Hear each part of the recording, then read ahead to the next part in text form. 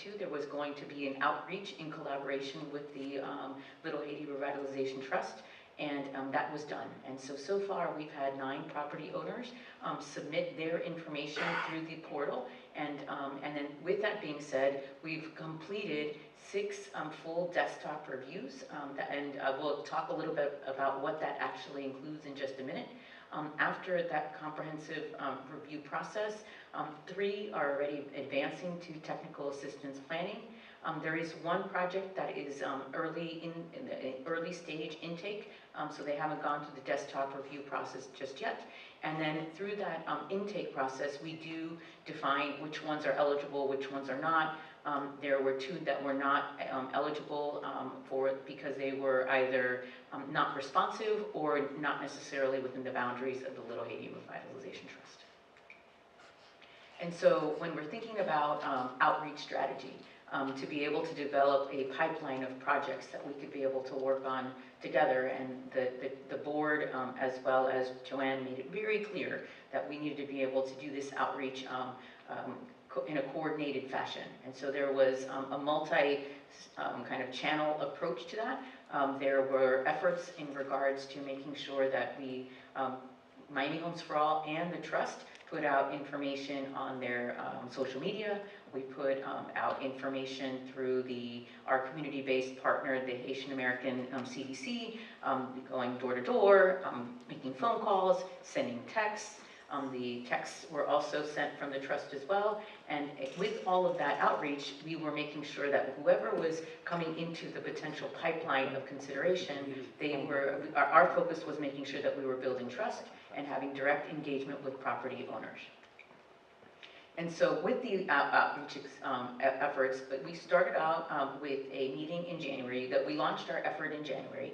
We co-branded outreach and recruitment strategies for the first meeting, which was, ended up having 6 participants, and then we said, well, that we need more, right? And we collectively and collaboratively decided that we needed another meeting. And so we had a second meeting in person at this location, and we had 28 participants participate within that effort. The content that we covered during those sessions really spoke about it, from who Miami Homes for All is, what we do with the Little Haiti Revitalization Trust, what the intent is for the effort, and then how best to be able to make sure that they understood that we can be able to take this one step at a time with them at their pace, at their comfort, but being able to understand that that they understood the process across the board. We also hosted and again co-branded and co-advertised a virtual webinar. We had 27 registered, and on webinars people can be able to go on and off, you know, and so, but consistently we had 11 participants participating throughout the whole process. And as I shared before, canvassing and one-on-one engagement led by our partner, and in ensuring that we were also engaging churches and local organizations. And that partnership that the board had conveyed was going to be important has been at the heart of our work. And so when we talk about the process overview, so those 9 individuals that submitted their information on the website, we needed to be able to fully do an initial research on what they submitted, and then we have set up initial meetings with each of the property owners. They are meeting with our technical expert. Our technical expert also asks questions, understands the funding that they may have in their game plan for their property, what their vision is. They start kind of delving into the site control of the property, and then we have an initial a second meeting after the full report that really encompasses an analysis on the potential of that property from a funding perspective, from zoning, from guidance on how best to be able to consider permitting considerations. And we set up a second meeting. And so at that second meeting, we discuss findings and next steps. Some of the property owners need a little bit more time to consider what their options are. They want to be able to kind of sort out their readiness, and others are ready to be able to kind of jump right in. And so we, as we have shared before, There are three property owners, three properties that they are all set to be able to address the technical assistance. And so at the end of the first quarter, we were already planning out the approach that they want to be able to proceed with. And as you may recall, that the professional support that they would receive really contemplates, do they want to hire a developer or development services? Do they want to be able to enter into a joint venture, or do they want to develop it on their own? And so having those deeper conversations and preparing that technical assistance is what we've been focusing on within this first quarter. And so as I shared before in the overview, there are 3 projects already advancing to their TA plan and getting ready to be able to embark upon the journey that, that we will work with Joanne and the Trust to make sure that these are projects that the Trust feels comfortable with and proceeding with as part of the 4 to 5 projects that we were at minimum committing to making sure that we brought to the finish line, but we are well on our way to being able to get through that process. Additionally, 3 additional projects have already finished their desktop review, and we're going to have those follow-up conversations with the landowners to see what their next steps are. And then we are not stopping at that stage. Even though we do have potentially the number of projects that would meet the grant expectations, we have more in the pipeline, and we are anticipating that outreach will continue to being able to see what the viability is for the projects and property owners that are available. And so when we think about technical assistance, although we have most certainly focused significantly on the outreach and education and making sure we're starting through the process of making sure that we understand the properties and making sure that we have an understanding of what their needs are, through that whole process, we are also already providing them supports. We are having those one-on-one conversations. Each of these property owners have each met with us. The trajectory is to meet 2 to 3 times about their property, about their options, about how best to structure the work for their properties. During these one-on-one meetings that we're having, that include not only the community representation, ourselves from Miami Homes for All, as well as our technical expert, we're delving into the zoning and feasibility guidance. They're already getting information about that. They are understanding preliminarily what they need to do or have to have to be able to be potentially prepared for financing and financial applications, and so discussing all of that, and then talking through the preparation that would be needed for pre-development.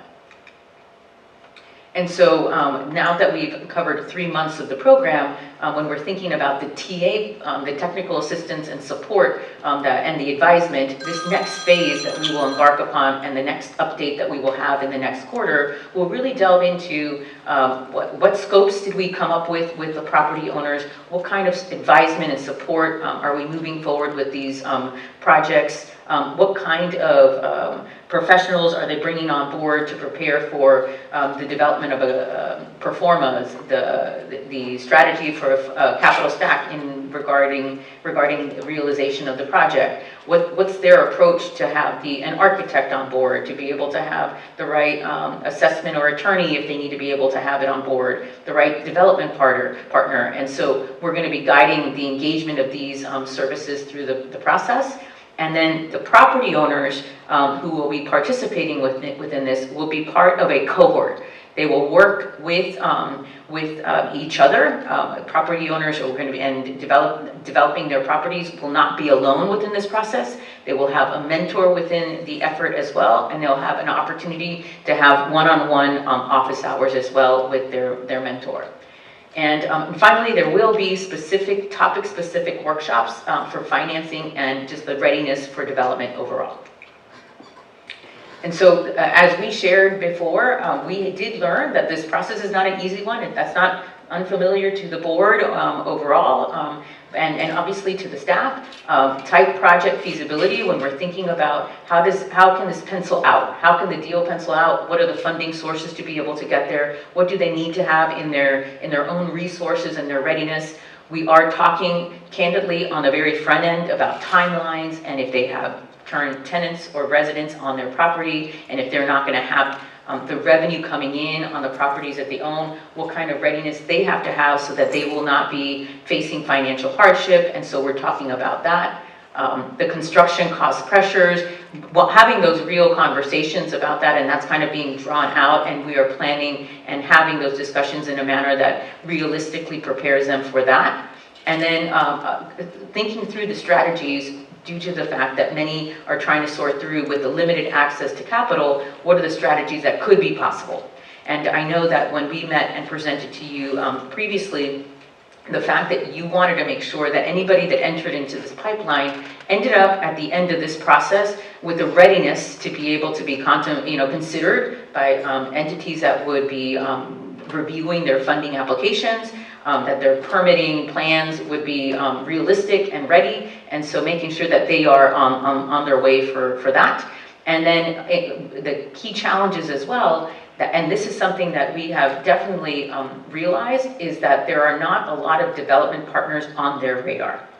And so how best to be able to identify the appropriate development services and resources and professionals that are also mission aligned, and we're ironing out solutions to that effort so that they can be able to be ready for the next steps as it relates to their game plan for the technical assistance, but also the professionals to take them to the next stage of their work. And so for next steps within this work, as I've shared, we're going to advance the technical assistance for the projects that are already moving towards pre-development. Our goal, and we are well on our way, is to be able to meet the 4 to 5 project program goal, but that will require us to continue moving forward with the pipeline development and getting more individuals in the pipeline, because we recognize that just because somebody's had a desktop review and has analyzed it doesn't mean that they will kind of take those actionable steps, and we don't want anybody to feel that pressure of having to be able to take action just because they submitted their information. And so we need to make sure that we have plenty of potential property owners to be considered. We will deploy additional outreach if needed, and we are on our way and on track with the timelines that we had committed to the board. And so today, I think what we would like to be able to take a moment is just to celebrate the progress together. We would not be here progressing in the most effective fashion if it wasn't for the collaboration with the team, with Joanne and her team, and the events that we've had, and with the board as well. We've seen you represented at the community meetings, and knowing that this is a priority and the importance of making sure that the word gets out. But now it's about making sure that that TA is present and guiding property owners from your community to a place where they feel supported. And so we've established a strong pipeline of potential property owners. We've advanced projects towards implementation, and we are on track collectively toward program goals. We're available for any questions that you may have, if you have any.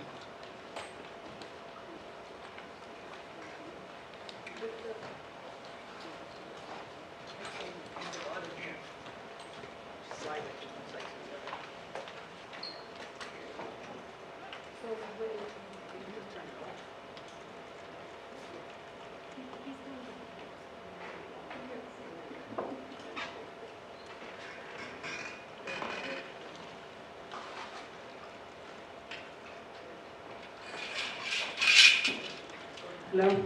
Okay. So with the three projects that have gone past technical assistance, and I know the goal is to have 4 to 5, really on that path.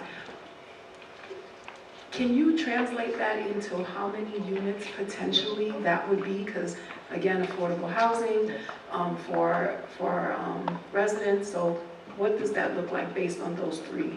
Yes. Yes, so and I want to make sure that once we get to the point where we have a technical assistance plan, we'll make sure we check in with the team at the trust to make sure that these projects meet the criteria. But it would, each of the 3 projects represent 9 to 10 units each. Yeah. And if I might add,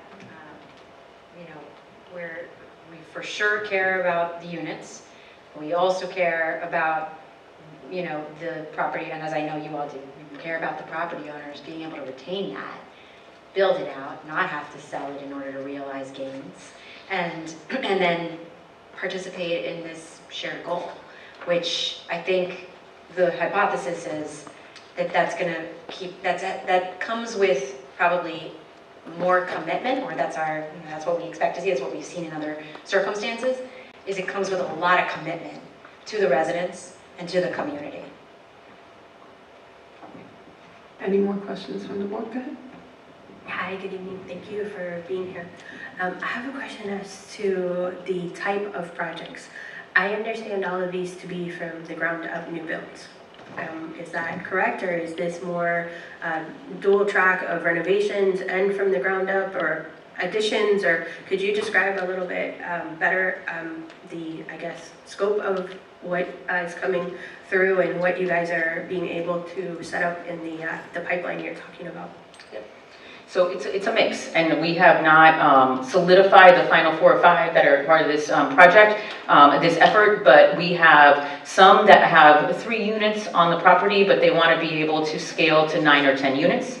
We have a project that has an empty lot that they want to be able to develop. We also have projects that have one home that they want to be able to have 2 units on the property. And so there's a mix of different types of strategies and ideas that are emerging that they have brought to the table. And is there any way to maybe lean a little bit more on renovating existing, whether they're a duplex, quadplex, that nature? Because you know, while all of this is wonderful, it's going to take us 2 to 3 years to get people, hopefully, you know, barring no issues or anything, into these units. So, you know, there is housing stock here that just is in desperate need of, you know, some love and, you know, fixing it up and making it where it's in proper living conditions. So how do we, I guess, have, you know, maybe where there's some of those projects identified as well? Because it would be great to have kind of short term where we could, you know, maybe turn around some units in, you know, 10 to 12 months with just renovations, and then the increased, you know, hopefully getting 10 or 12 units per project like you're mentioning would be wonderful. Yeah, I'm so glad you mentioned that, because that's definitely something we are really keen on, and this is a problem around the country. And so, like, we're also learning with our peers around, you know, the nation about, okay, well, if you've got, you know, valuable, unsubsidized, affordable housing that needs the repair, but especially in markets like ours, it can be really hard to make that financially feasible unless it comes with a significant amount of subsidy, right? So I think there are 2 things that we're thinking about and talking about, which is what models can, like, is this just, it is what it is and we just got to figure out how to pay for it? Or are there other models that, you know, and other ways that we can somehow make this slightly more financially feasible? So that's something we're trying to learn about. The other thing is, I think, which I also hear in your question, is the outreach question, right? Because I think our outreach, we have had some folks who are existing property owners who want to do rehabs. And like Lisa mentioned, and some of this is sort of like, what's kind of coming to the top? And as we sort of bring people in, or I guess what's coming through the funnel, right? If we bring people into the funnel, and then the ones who make it through are, you know, are they eligible? Are they interested? And so some of this is a little bit of like what's shaking out. But I think there's probably, and I'd love to engage with you because I imagine you've got some thoughts about this, about how we can do more outreach to the existing property owners so that we could turn this around. And I mean, I was just on a webinar yesterday with an organization in LA that's doing acquisitions. I mean, it's definitely something that's on our radar as like, we really got to ramp this up. So happy to engage with you further about how we can make sure to do that with this. Thanks so much. Thank you. Yeah. Sorry, I just wanted to also add that for us to even be able to get to this point, we have done, as Lisa and Annie went over, significant outreach. I think it's a lot for our community especially to have that understanding of what, and also the faith, right, that they believe that they are able to get there. And also, as they stated, we're going to continue to do these outreach efforts so that we have a good pipeline that we can choose from. We haven't selected the final people who are going to be there, and we will be presenting that to the board so that you can have a complete picture of the property owner, the project, and have a good understanding. And when we're doing the evaluations of who we would like to bring forward, we will try to put those in priority that could be turned around in a quicker time frame in comparison to maybe new construction, which is also needed as well. Yeah, and just as a reminder, if you all know anyone, I'm sure Joanne's been in touch with you about it, so I'm sure I'm repeating what she's already shared, but www.buildaffordablemiami.org. Anybody you know, right, feel free to send them that link because we would love for them to come into the pipeline.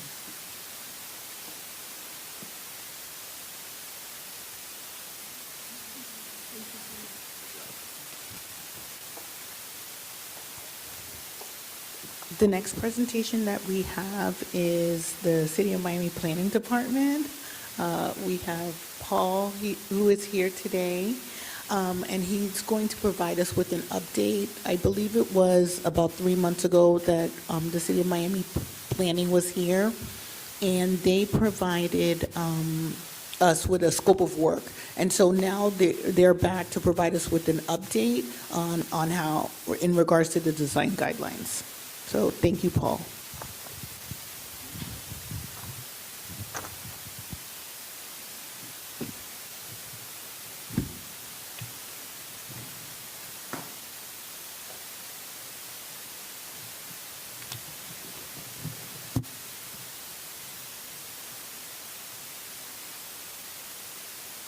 There we go. Good evening, everyone.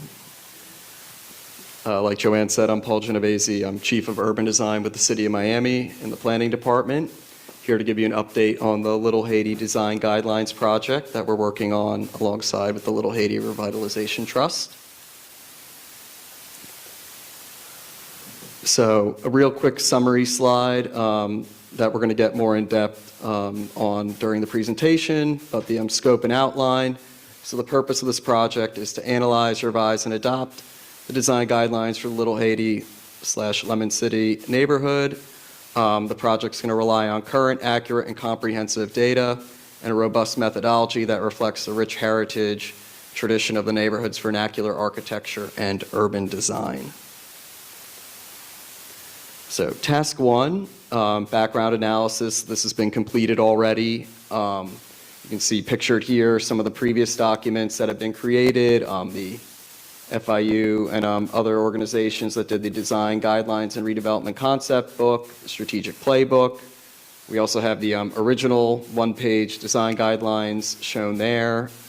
So this task was, reviewing the historic design guidelines, the recommendations produced by FIU and the Revitalization Trust, the goal of developing an outline for the revised documents and to identify our project approach. Task two is consultant selection, which we're pretty far along with, just pending final approvals with the city procurement department. Our consultant is Townscape Planning and Design, Michael Houston, who's a licensed architect, AICP certified planner. He worked in the city of Miami for about 6 or 8 years for DPZ Co-Design, which is an urban design firm located here. They're actually the authors of the Miami 21 zoning code. So Mike is very familiar with our zoning code, with our city, and specializes in design guidelines, code writing, and has a lot of experience, with kind of historic neighborhoods and different vernacular architecture. So that's why we identified him and chose him as the selected consultant for this project. So task three would be project initiation, which in a way is kind of kicking off tonight. Meeting to introduce the project, talk about the objectives, the scope, expected outcomes, to establish roles, responsibilities, identify stakeholders, engagement methods, share background data, set deliverables, and timeline expectations. Like I said, this is only starting tonight. We'll be back at the next meeting with the consultant so he can introduce himself, get feedback, get some, stakeholder input into things. He'll also be doing a few-day reconnaissance trip to tour the neighborhood, look at good examples, look at areas, where maybe design guidelines could make a, better urban design and architectural impact for the neighborhood. Task four would be discovery and analysis, analyze the existing guidelines, and then also research into best practice examples of buildings, architectural detailing, paint colors, a lot of these elements that make up not only buildings, but a neighborhood and urban design. These will be obviously tied in and related to Haitian architecture specifically, while also observing, other architectural examples throughout the Caribbean and throughout Miami that may apply. So of course, the most important thing is paying close attention to examples that are high quality and most importantly, accurately represent the existing historic context of this great neighborhood. Task 5 would then be presenting results and recommendations. So we would most likely be, giving another presentation here at the Revitalization Trust to show, kind of an educational session to better learn the vernacular of the design guidelines and ensure accuracy as we move forward towards a final document. And then tasks 6 and 7 would be the draft and the final analysis and recommendations, and that would be the actual design guidelines and an accompanying PowerPoint for presentations. And then task 8 would be adoption, to submit the document to the Revitalization Trust, presentation of findings at public meetings, which would also include our planning and zoning board for adoption. And real quick on the timeline, as you can see, the tasks that we just went through are shown on the left there. On the right is corresponding, dates that we're targeting for this project. So right now, like I said, we're kind of in that project initiation stage, which will be May through June or July, and then hoping, to get towards a final document within 2 months of September, so October or November.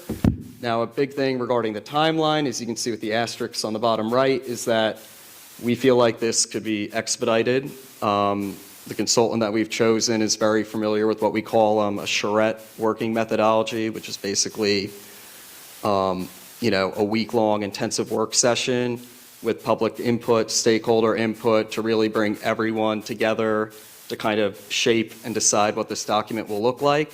And most importantly, that expedites, the workflow. So instead of, trying to finish up, by end of year 2026, we'd be more looking at, adoption in the early fall then. If anyone has any questions, I'm here to answer.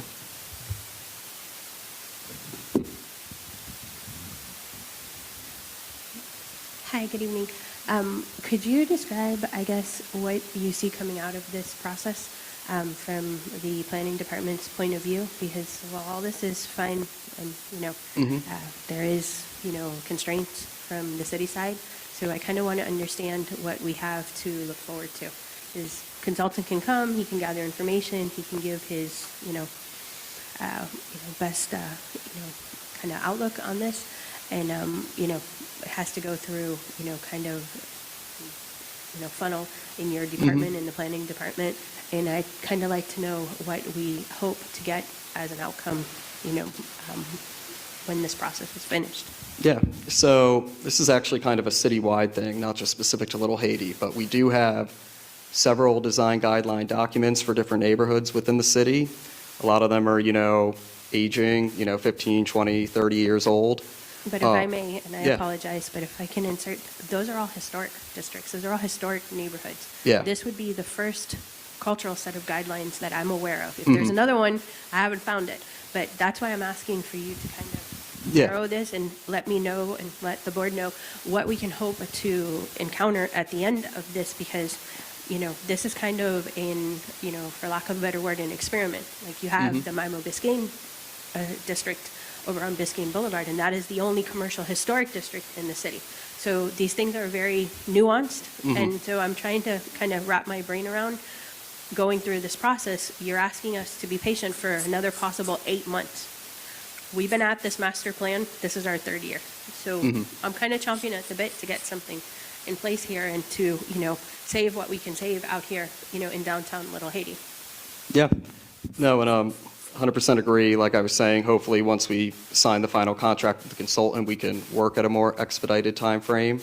to stop dragging out this process. I know you guys have been at it for a while, and, we're hoping to finish as soon as we possibly can as well. What I was getting at before regarding the other design guidelines is kind of the intent of how we're viewing design guidelines, both historic and non-historic right now at the city, is creating a document that is very user-friendly, that is, divided up into proper sections regarding, architectural detailing versus massing versus streetscape, making something that architects, developers, even residents can clearly understand, that also falls in line seamlessly with our zoning code. So things that are easily implementable, things that are obviously most important, very tied to the neighborhood and to the culture of this neighborhood.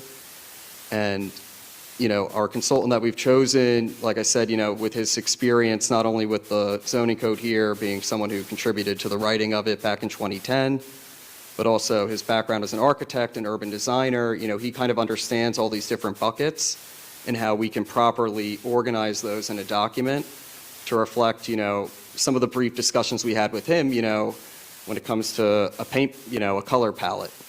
How are we actually applying that? Is it going to be for the entire facade of the building? Is it going to be more tied to specific elements, like trim or the roof or doors or window frames? Is it going to be, some of this great hand-painted signage that we've seen, throughout the neighborhood in some parts? Then also, when it comes to the streetscape, I know something that we'll probably propose in there, is we'd love to see something better happen with Northeast Second. I know it's very difficult, with the different jurisdictions and everything, but what makes a great neighborhood isn't just the buildings, but it's how you get to and from said buildings. So at the very least, there would definitely be recommendations in there regarding, street furniture, lamps, benches, trash receptacles, things that all kind of reflect the culture and nature of this neighborhood that, when you're driving up Northeast 2nd Ave, you can realize, okay, I'm in Little Haiti now. So where do you expect this to be housed? Is this cultural district, I guess, going to be part of Chapter 23? Where will this wind up, and what board do you see being responsible for this? So it'll be adopted into the city code. It'll be, I'm not sure exactly where it will reside right now.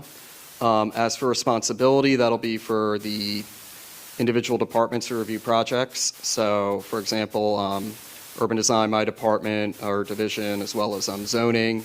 These are things that they'll kind of, once this is adopted, it'll be kind of like a checklist to make sure that every application meets or exceeds said guidelines. So if somebody asks for an exception, is this going to go to the HEP board or to the planning and zoning board, for example? I don't think we've gotten to that part yet, but These it's a are great some thought, of the things that, we really have to start answering. We really have to start to, I guess, give this criteria, these parameters. Yeah. We keep talking about this at the 30,000-foot level, but we don't have a way to implement it. And we're losing parts of Little Haiti almost on a weekly basis. So we really have to, start to get down to the, ground level here. So these are some of the things that, keep coming up, and we don't have, a path forward for them. So these can kind of be included, and given to whatever, if this gentleman is selected, wonderful. If not, the next consultant in, the rotation that is selected.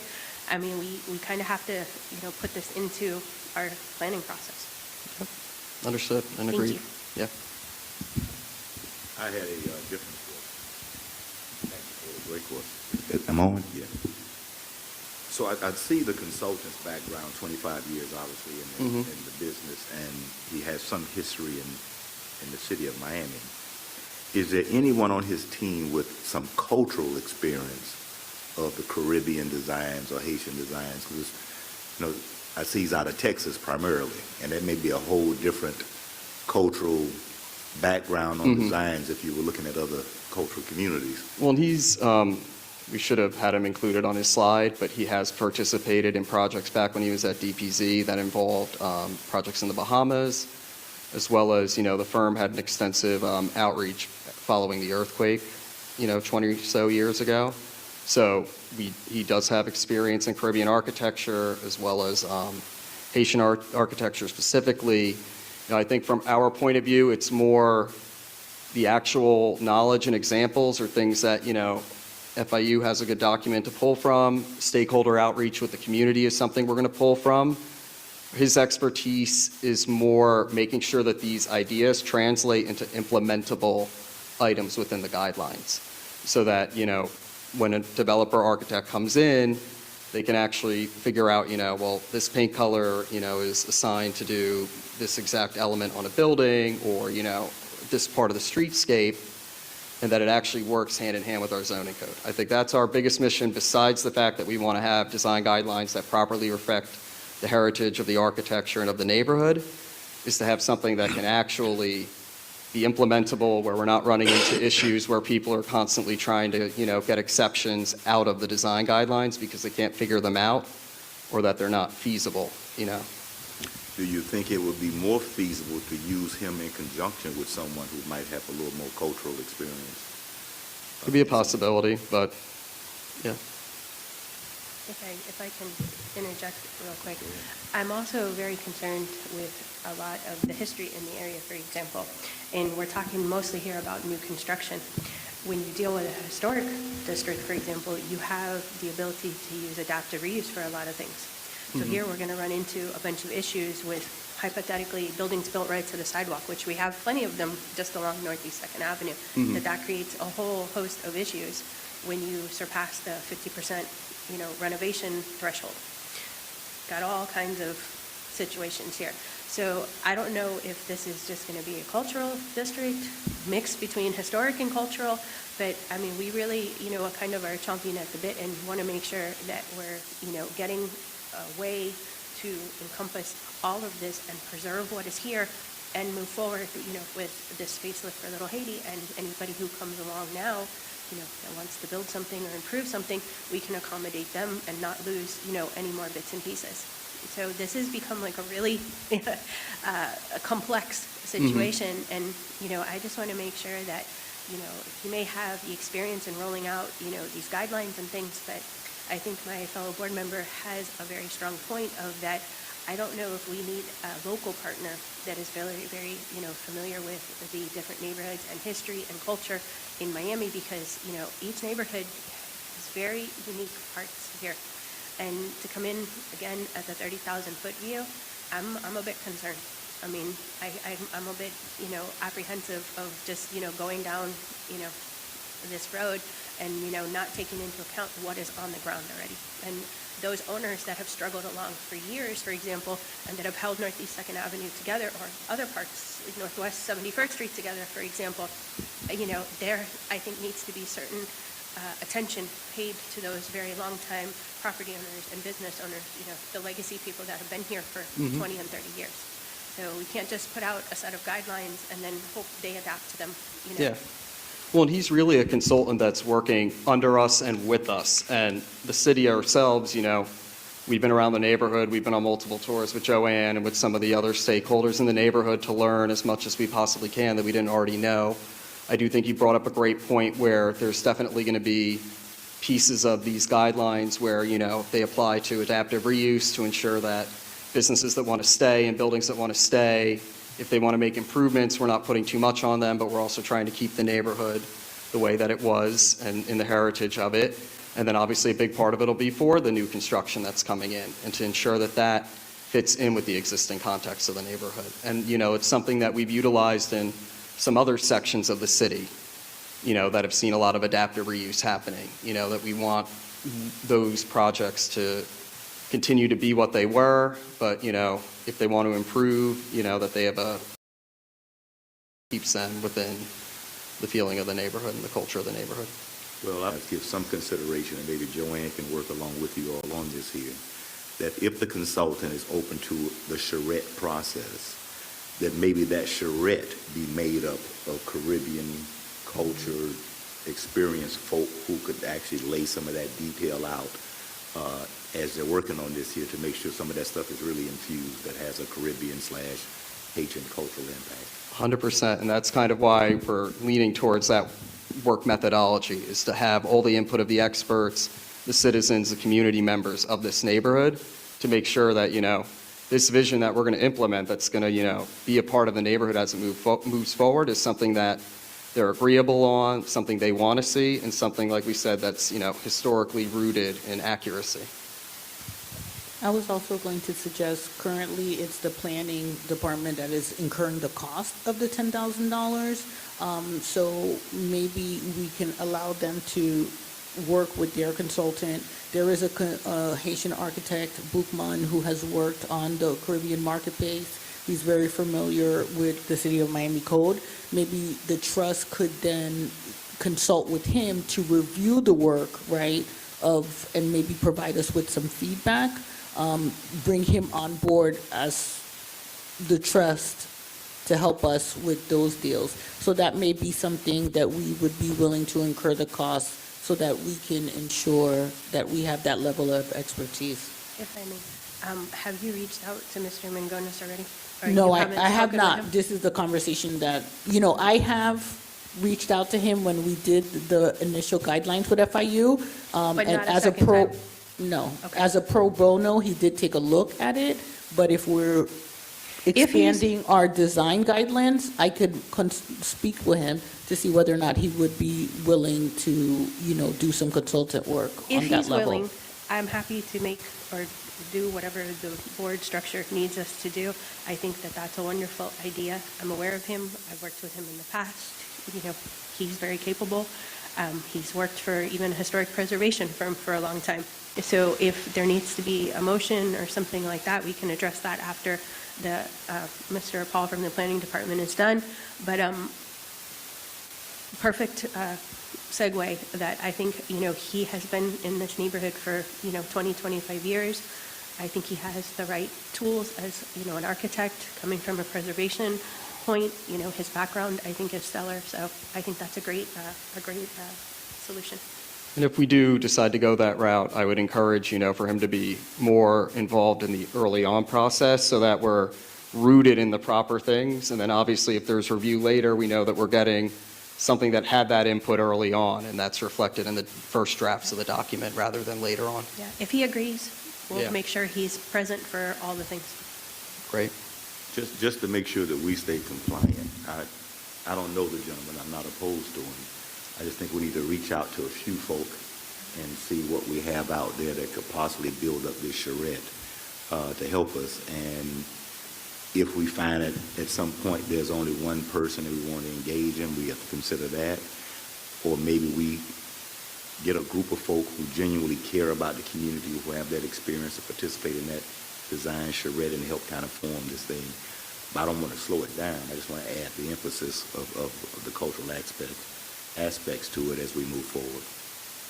So what I'll do is, I'll do some research. I'll reach out to Boukman. I will also, as you stated, maybe do a charrette if we can find a group of professionals and come back next month with some potential options on, because planning will be back here anyway as well. So we'll address this issue in their next presentation and provide the board with some options on how we move forward. But this is going to be in tandem because I agree, this is already another 6 to 8 months. So I want to make this as clean and as quick moving as possible. So as Understood. long as we're not, because he could possibly say, no, he has too much on his No, plate, exactly, all of that. exactly. So I don't want to slow down anything that they have in their pipeline as far as their process. If we can find, he's a wonderful Haitian architect. So if he's willing, the more the merrier, but he can very possibly say no. So, whoever we find to add to this process, if we do that in tandem, I think that I'm comfortable with that because I don't, I'm, like I said, chomping at the bit to get this done. No, understood, and I think by that time we'll know whether or not we'll be doing the charrette route, so then we'll have a better sense of the way that we'll be moving forward. Okay. And if it is the charrette route, that typically, entails a few days for that intensive workshop with all the stakeholders and, architects or designers that, you guys choose to invite. Typically after that, we're talking maybe a month or less to produce the final document, and then we'd be presenting that draft and going to adoption then. So, if that charrette happens sometime during, July, let's say, then we're looking, cutting that timeline down by 4 or 5 months than what was shown up there, so. It would be awesome if we could get it done by the break, but, I'll continue to dream. So maybe by August. Okay, thank you so much, Paul. Thank you all.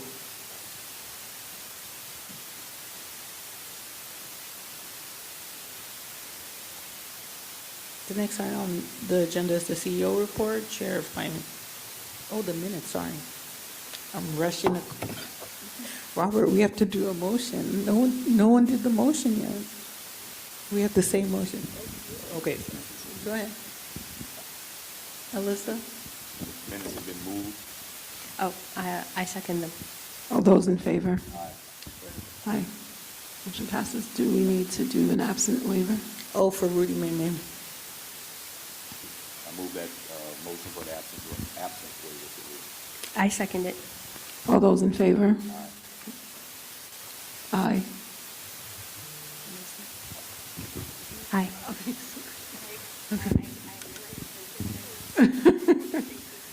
right, now the CEO report. I'd like to start off by saying, in celebration of Haitian Heritage Month, we will have refreshments at the end of this meeting.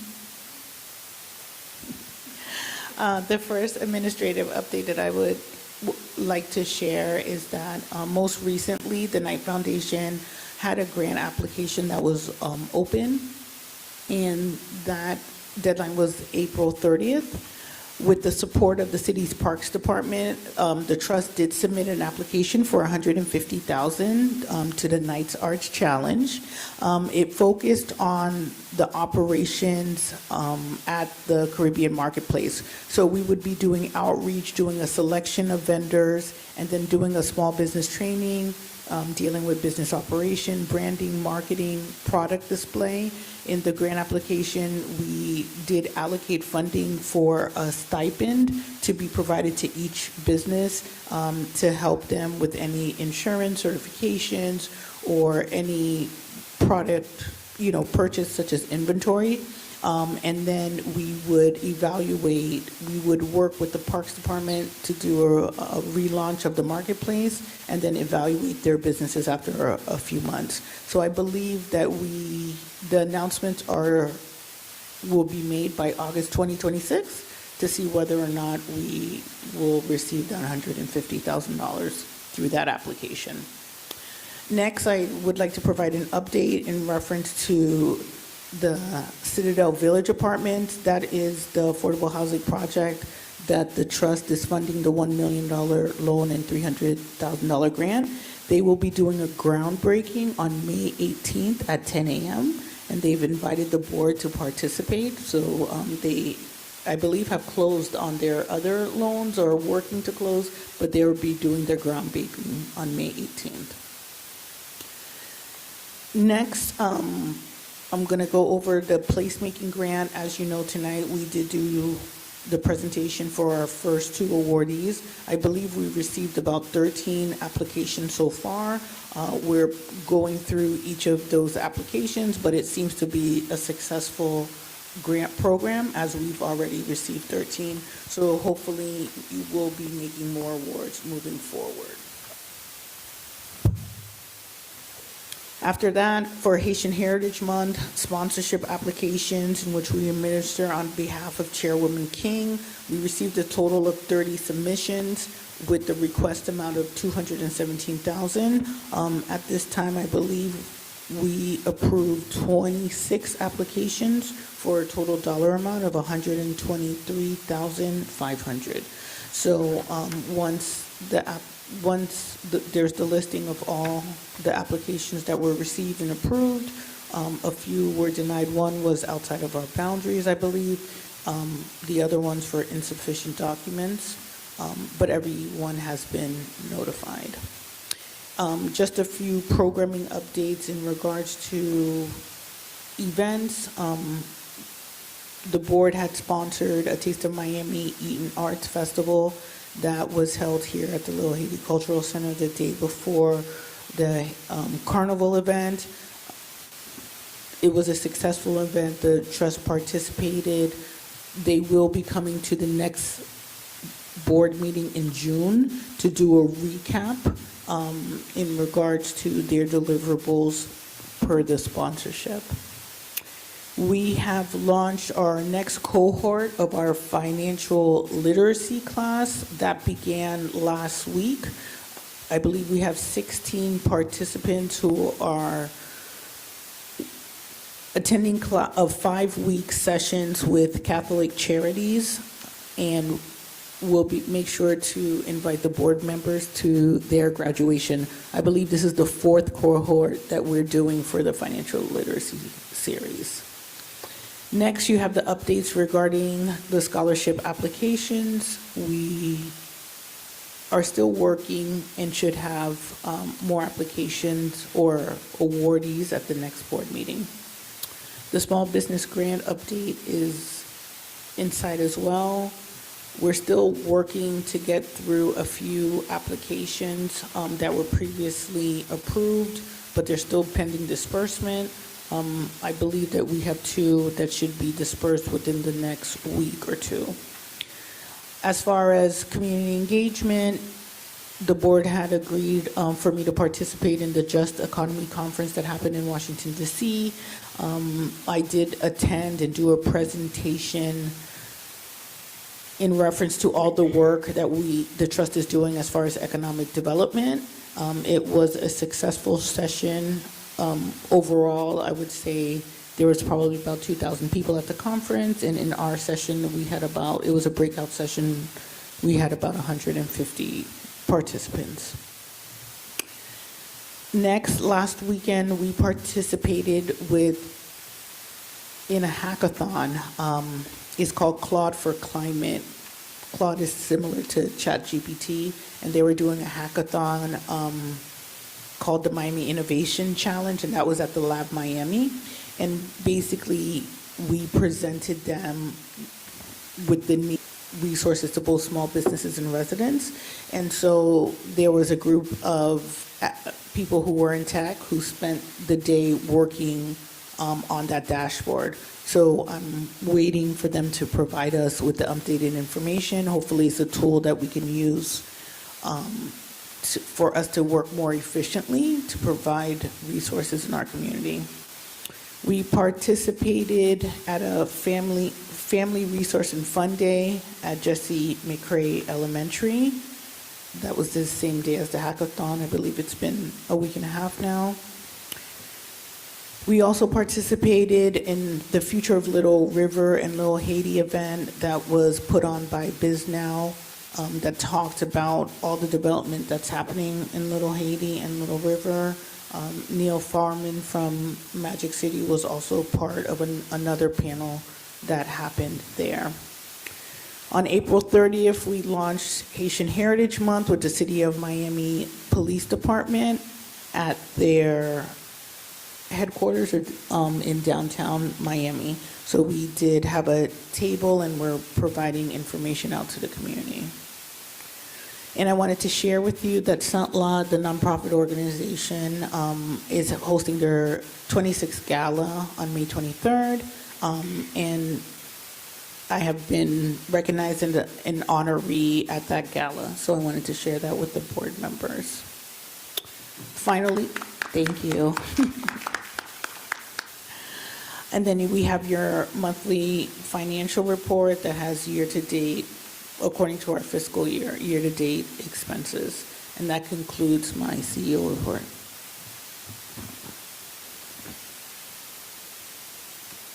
Are there any questions? And then I have one more presentation. Okay. Any questions from the board? No. Okay.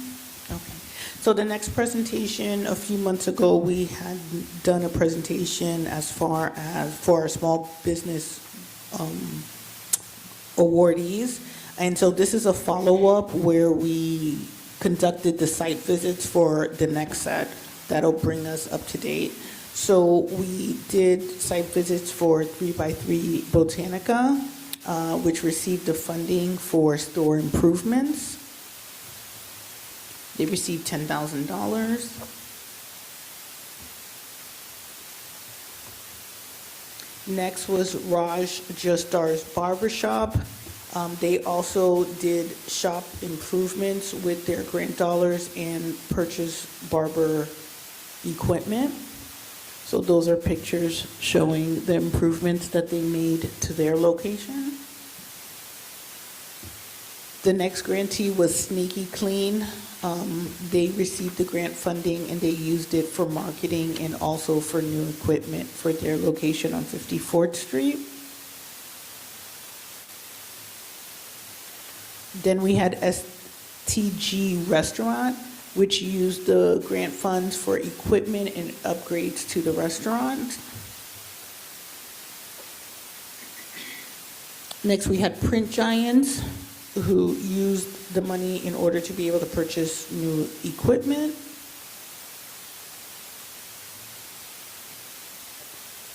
After that, we had Attis Solar, who also used the dollars for new equipment as well. And then we had Alert Communications, which received a grant for the retail facility and operational improvements. Alert was the business who needed to replace their window because there was a car that went through their location. So they were able to repair that and use the grant funding towards that. Then we had Poppy Discount, which is like a local small grocery store. They received a grant for them to be able to update their AC system for the building. And I believe our last one is Brazil Medical Center. They received a grant for interior and exterior improvements. So they did the signage, they did landscaping, and they also did improvements to the indoor areas as well. And that's it for the small business grant update presentation. Any other discussion items? Okay, meeting adjourned.